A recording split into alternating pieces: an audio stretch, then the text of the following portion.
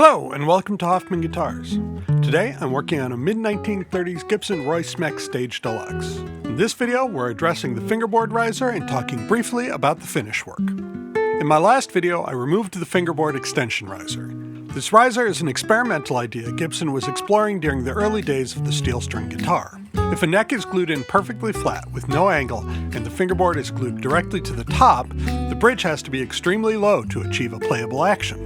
But the bridge is a critical structural and tonal component of the guitar. A taller bridge transfers energy to the top more efficiently, producing more volume.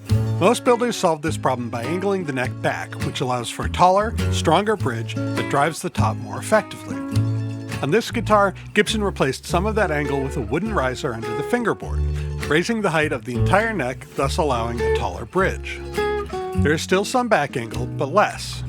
I believe the intent was to bring some aspects of Gibson's high-end archtop design into the flat-top guitars. Once I had the heel shimmed and the neck angle properly set, I needed to make a new riser, since the original was sized for a different neck angle. I tapered its thickness using a belt sander and glued it to the fingerboard slightly oversized. I then trimmed it to final dimension with a miniature plane, a chisel, and sandpaper. This entire area had already been refinished during the conversion to Spanish-style playing, so there was no original finish to preserve. That allowed me to simply sand everything flush and proceed with the finish work. I sanded all the affected areas to give a tooth for the new finish to grab, sprayed shellac as a sealer, and then applied black lacquer. This was followed by multiple layers of clear.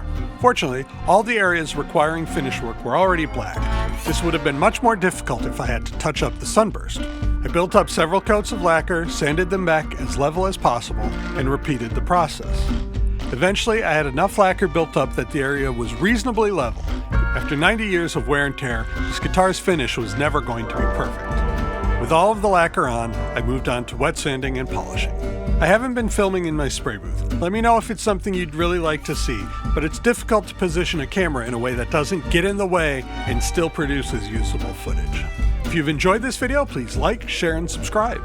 Leave a comment if you have any questions about my work. If you'd like to support this channel, check out our website and grab a t-shirt. Do let me know if there are any colors you'd like to see, as I'm down to just blue at the moment and I'm deciding what to order next.